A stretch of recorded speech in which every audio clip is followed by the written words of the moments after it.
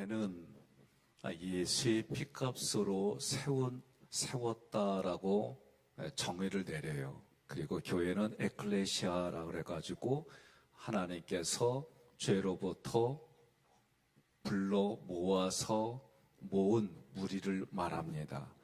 그리고 교회는 예수가 머리다라고 얘기를 하고 그 머리의 지체인 우리를 성도라고 부릅니다. 우리는 예수 그리스도를 영접하는 순간부터 하나님의 자녀가 되는 동시에 교회의 한 지체로 우리가 활동을 하게 돼 있어요. 그리스도인들의 교회 생활은 각자가 지체로 역할을 감당합니다. 이 역할을 수행할 때에 우리들의 삶의 생활은 빛이 바라는 거예요. 빛의 열매는 착함과 의로움과 진실함이 있다 그랬어요. 그리고 그런 역할을 감당할 때 여러분과 저는 이게 평화구나, 이게 감사구나, 이런 것이 기쁨이구나, 이런 것들을 얻게 돼 있어요. 그래서 교회를 이야기할 때 마태복음 16장 16절로부터 18절에 보면 시몬 베드로가 대답하는 거예요. 예수님 묻습니다. 너희는 나를 뭐라고 하느냐? 그때 베드로가 같이 있습니다. 주는 그리스도시요 살아계신 하나님의 아들입니다. 그때 17절에 예수님이 하신 말씀이 뭐냐? 내가 이것을 아는 것은 혈육으로 아는 게 아니라 사람을 통해 안 게 아니라 하늘에 계신 내 아버지시네라. 그러면서 18절에 너는 베드로라. 그러면서 하시는 말씀이 내가 이 반석 위에 나의 교회를 세우리라. 이 고백은 우리의 신앙 고백 위에 세워진단 말이에요. 이게 중요해요. 그러니까 우리 신앙 고백은 뭐예요? 내가 무릎 믿어서 입으로 고백하는 게 주는 그리스도시요 살아계신 하나님의 아들입니다. 이 고백 위에 교회를 세웠단 말이에요. 저는 이 지역에 있는 소속로 174번에 있는 이 하기교회, 또 조금 불편하지만 요새 리모델링 하다 보니 좀 불편은 해요. 또 문을 열려면 그 입구에 썼어요. 조심해야 돼요. 여러 가지 불편한 게 있어요. 그래도 오래되다 보니까 안 할 수는 없고, 그래서 리모델링을 우리가 진행을 해요. 이거 할 때 저는 말씀드렸어요. 우리의 내면에도 리모델링을 같이 하자. 내 마음판에 하나님을 믿지만 내가 오랫동안 익숙해져 있는 지역의 문화에, 그리고 그 나라의 관습에, 이런 것들을 다 정리하자는 거예요. 마치 이스라엘 백성들이 가나안 땅에 가보니까 하나님이 약속한 축복의 땅이에요. 그런데 어떻게 됐어요? 원주민들이 있어요. 그런데 그들은 하나님 앞에 가증한 문화를 가지고 있어요. 거기에 동요하지 말라는 거예요. 거기에 받아들이지 말라는 거예요. 이게 하나님의 명령이에요. 우리도 마찬가지예요. 우리도 하나님이 예수의 피로 산 하나님의 자녀예요. 그런데도 내 마음판에는 원주민과 같은 하나님을 대적하고 하나님께 동요되지 않은 생각과 감정이 있단 말이에요. 그런 모든 것들을 정복해서 온전한 하나님의 사람으로 이 땅을 살아가자는 거예요. 이게 오늘 우리가 2달 반 전부터 다시 매일매일 기도하면서 또 교회의 리모델링을 보아가고 내 내면도 그렇게 바꿔가자라고 여기까지 왔어요. 이제 오늘 유리가 다 달아지면 이제 바깥에 외부 공사가 다 끝나요. 옆에 분에게 인사합시다. 고생하셨어요. 수고하셨습니다. 교회는 교회를 얘기를 할 때 그리스도의 몸이라고 그래요. 그리고 그 교회의 머리는 예수 그리스도다라고 얘기했어요. 에베소서 1장 23절 함께 봉독합니다.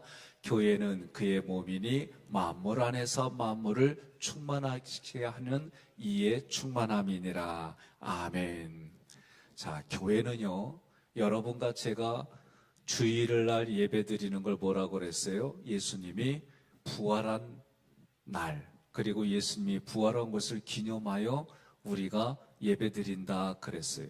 그래서 예배의 정신은 5대 제사를 통해 정신이 이겁니다. 번제는 내가 하나님께 모든 걸 거는 거예요. 다른 말로 말하면 내가 하나님께 헌신하는 거예요. 소리는 내가 인격이 고운 가루가 되는 거예요. 고운 가루는 용각산 광고 기억나시죠? 흔들어도 가루기 때문에 소리가 안 나요. 자기를 부인하겠다는 거예요.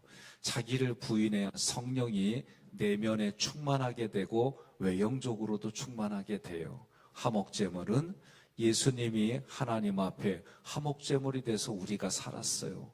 이제부터는 내가 화목제물이 돼서 예수님이 살고 예수님께로 다른 사람들이 더 깊은 신앙으로 가게 하는 거예요. 속죄제는 은혜가 아니면 죽을 수밖에 없는 존재입니다. 그러니까 매일의 삶이 하나님의 은혜로 여기까지 왔어요. 때를 따라 도와주셔서 여기까지 왔어요. 남은 생에도 은혜 받으며 살겠습니다. 속건제는 내가 누군가에게 언어로, 행동으로, 언행으로 마음에 불편함을 끼쳤다면 그것을 내가 보상하고 배려하며 살겠습니다. 이게 예배의 정신이에요. 그렇게 살아가는 삶의 열매를 가지고 하나님 앞에 드리는 그 자리가 오늘 이 시간 이런 자리예요. 이런 모습을 보여주는데 예수가 부활했어요. 부활한 신앙이 뭐냐? 내가 날마다 이런 정신을 가지고 살아가는 삶에 마음은 부대껴요. 그렇게 살려고 할 때마다 부대껴요. 어제까지 순종했어도 오늘 또 부대낄 수 있는 것이 우리 마음밭이에요. 그래도 날마다 내가 부활하신 예수님, 승리하게 하신 예수님 그 길을 걸어가는데 그것이 다른 사람들에게는 언행으로 보여주는 거예요. 그래서 로마서에 뭐라고 그래요? 마지막 장에 15장에 너희가 착한 행실을 보여주라는 거예요. 아니 오른손이 하는 걸 왼손이 모르게 하라는데 로마서에서는 또 그렇게 상충되는 구절들이 있어요. 그래도 우리가 그래서 분별력이 필요한 거예요. 내가 나의 삶을 통해 뭔가 보여주려고 할 때 마음의 자세는 어떤 거냐? 예수님이 하시는 것처럼, 예수님의 말씀하시는 것처럼. 그래서 우리에게 칭찬과 영광을 주면 아유 하나님이 하셨어요. 예수님이 하셨어요. 성령의 말씀에 순종하는 것뿐이요. 나는 아무것도 안, 이런 자세가 돼야 되는 거예요. 그래서 다른 사람에게 너희 착한 행실이 나는 능동적으로 하지만 하나님에 의해서 그것이 보여진다라는 사고를 가져야 되는 거예요. 그 모습이 교회는 그리스도의 몸입니다 라는 뜻으로 우리가 받아들여야 돼요. 교회는 어떤 곳이냐? 머리는 그리스도예요. 골로새서 1장 18절 함께 봉독합니다. 그는 몸인 교회의 머리시라. 그가 근본이시요 죽은 자들 가운데서 먼저 나신이시니 이는 친히 만물의 교회의 존재 목적이 뭐냐라고 할 때에 그리스도의 소원을 풀어드리는 것, 하나님의 소원을 풀어드리는 게 교회의 존재 목적이에요. 그러니까 여러분과 제가 오늘 이 새벽에도 왔어요. 또 예배 시간들마다 오셔서 기도해요. 그럴 때 이 교회가 존재하는 목적이 뭐냐?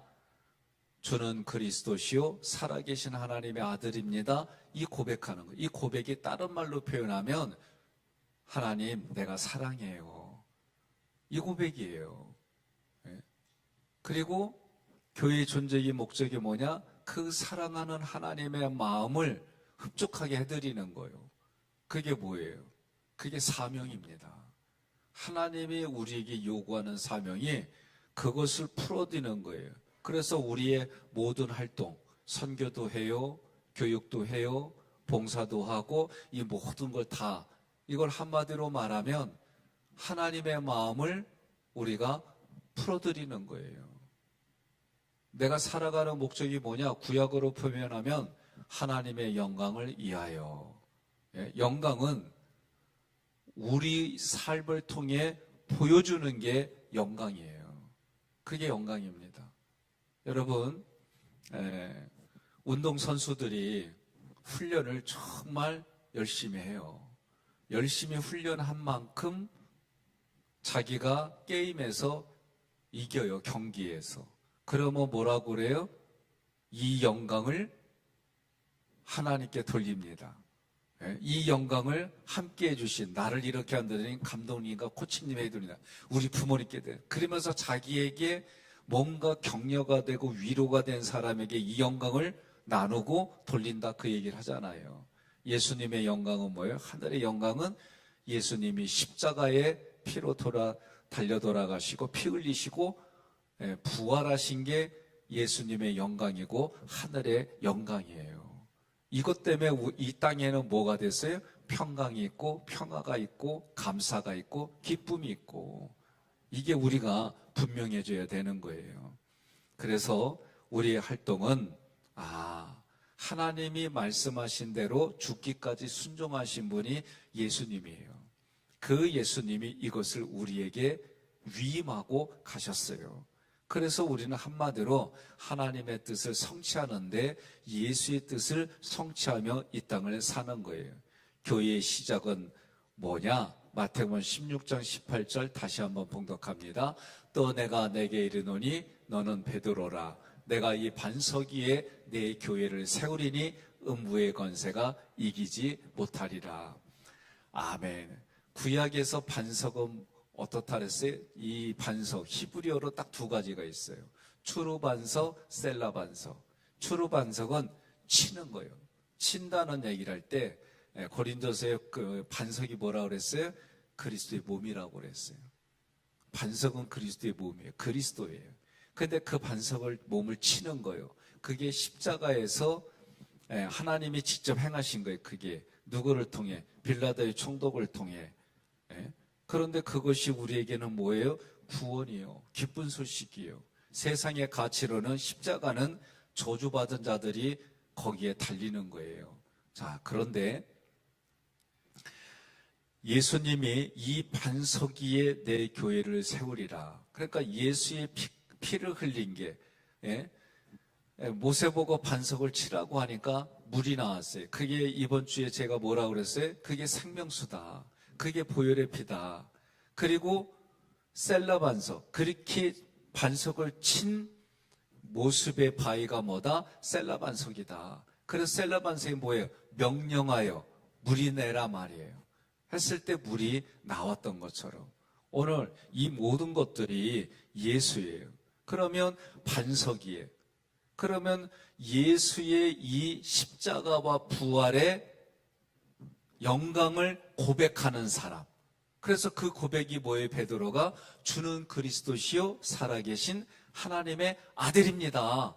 이 고백 위에 내 교회를 세우리니. 그러니까 예수님이 시작하셨어요.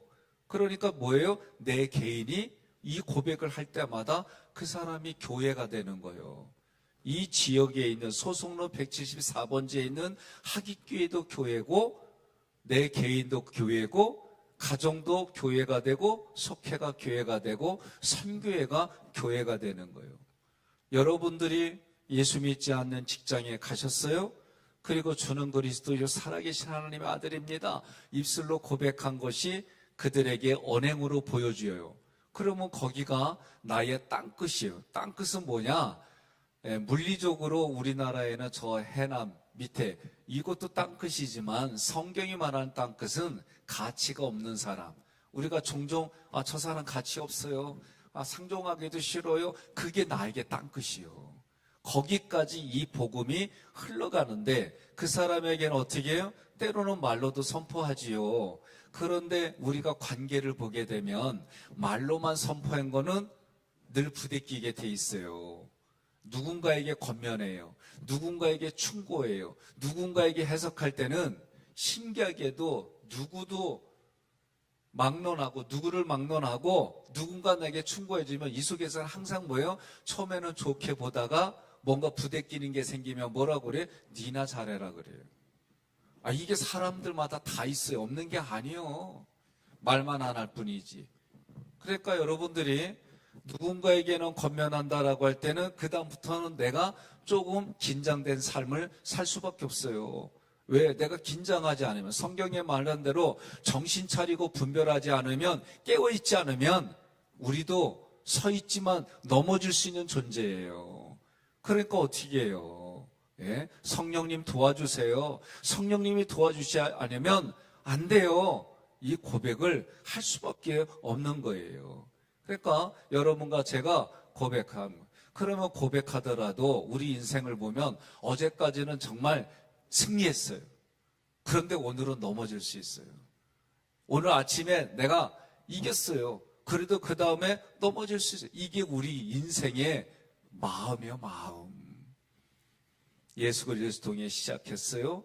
예. 자, 사도행전 2장 1절로 4절 함께 봉독합니다. 오순절 날이 이미 이름에 그들이 다 같이 한 곳에 모였더니 호련히 하늘로부터 급하고 강한 바람 같은 소리가 있어 그들이 앉은 온 집에 가득하며 마치 불의 혀처럼 갈라지는 것들이 그들에게 보여 각 사람 위에 하나씩 임하여 있더니 그들이 다 성령의 충만함을 받고 성령이 말하게 하심을 따라 다른 언어들로 말하기를 시작하니라. 아멘. 아멘. 자, 우리 힘으로는 예수님을 온전히 따라갈 수가 없어요. 그러니까 예수님을 온전히 따라갈 수 있도록 예수님이 뭐라고 그러냐면 세상 끝날까지 내가 너와 함께 하리라. 이 약속을 지켜주셨어요. 그러면 우리에게는 성령이 있어요. 예? 내가 부지불식간에 내 안에는 성령님이 계세요. 그래서 그 성령님이 우리로 하여금 양심에, 생각에, 감정에 깨달아지도록 감동을 주고 어떤 때는 부대끼기도 하고 어떤 때는 내가 길을 잘못 들었구나, 어떤 때는 하나님의 나를 책망도 하고. 그래서 성경은 뭐라고 그래요? 디모데전서 읽어보면, 베드로전서도 읽으면 이런 내용들이 있어요. 예? 의로 교육하기에 유익하다 말해요. 예? 우리가 성경의 말씀을 읽어야 되는 이유가 뭐냐? 하나님의 말씀이에요. 이 말씀을 읽으면 아니 부대끼던 성경 구절이 어느 날 내게 감동이 되고, 예? 착함과 의로움과, 예? 다양한 이 부분들을 행할 수 있게 해주시고요. 전혀 생각지 않았는데 말씀이 막 깨달아지고요. 예? 이게 어느 날 갑자기 내게는 감동이 되기도 하고, 이게 그러게 돼 있어요. 왜? 하나님의 말씀은 살아있어요. 운동력이 있어요. 영혼과 골수를 쪼개요. 생각과 마음을 감찰해요.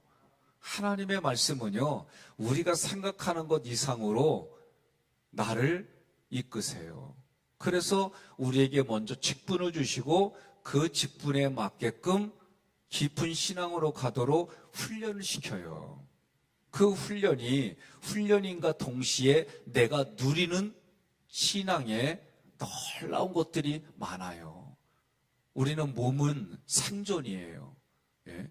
몸은 공급을 받아야 돼요. 먹는 거, 마시는 거, 입는 거, 잠자는 거, 이거 다 경제적인 거 여러분 훈련을 받아요. 안 받는 게 아니에요.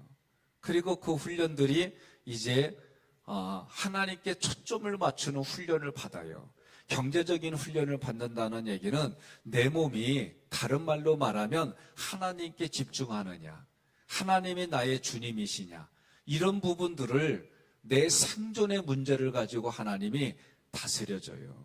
그리고 그것이 때로는 이웃과의 관계 속에서 하나님이 또 다루시고, 이런 일들이 우리가 출애굽기 15장부터 18장까지 내용이 성부 하나님, 성자 하나님, 성령 하나님, 그 하나님과 내 관계를 만들어가는 거예요. 마귀도요, 사단, 마귀, 귀신으로 덤벼요. 그런데 우리는 이거 무서워할 이유가 하나도 없어요. 왜? 예수 그리스도의 이름으로 마귀는 쫓겨가요.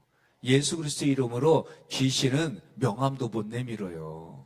이미 승리하신 길을 우리로 하여금 마무리해. 이게 신앙생활이에요. 이거 잊어버리면 안 돼요. 여러분과 제가 신앙생활하면서 깨달을 게 뭐냐? 승리는 누구 거요? 내 거예요. 이미 승리의 길에 마지막 깃발 꽂는 거를 누구에게 주었느냐? 나에게 허락한 거예요. 그래서 여러분과 저는 이 깃발을 꽂으면서 싸움 끝났단 말이에요. 여호와 니시 승리의 깃발이 우리에게 주어졌어요. 다만 그것을 지으려면 자격이 필요한데 이 자격이 우리의 신앙이 점점 깊어지게 하나님이 만들어주시는 거예요. 자, 마태복음 28장 19절로 20절 함께 봉독합니다. 그러므로 너희는 가서 모든 민족을 제자로 삼아 아버지와 아들과 성령의 이름으로 세례를 베풀고 내가 너희에게 분부한 모든 것을 가르쳐 지키게 하라. 볼지어다 내가 세상 끝날까지 너희와 항상 함께 있으리라 하시니라. 아멘. 여러분, 제가 교회에서 신앙생활해요. 그러면 뭐예요? 내가 제자를 삼는 게 1순위가 돼야 돼요. 여러분과 제가 신앙생활합니다. 그래서 여러분들에게 묻는 거예요. 하나님이 묻는 거예요. 너의 제자는 누구냐? 여러분 각자에게. 제자가 누구냐 말이요. 그러면 내 제자는 누구입니다. 그러면 그 제자는 뭐요? 나의 삶의 스피릿이 흘러가는 거예요. 정신이 그에게 흘러가서 하나님을 향한 이 모든 줄이 연결되어 있는 거예요. 그래서 내가 정말 부모의 마음을 가지고 양육해가지고 제자를 삼는 거예요. 그러니까 속해도 아유 우리 만났어요. 그래요. 수십 년 동안 같이 있어요. 그러면 제가 볼 때는 이 성경의 정신으로 보면 어느 정도도 맞고 어느 정도도 맞지 않아요.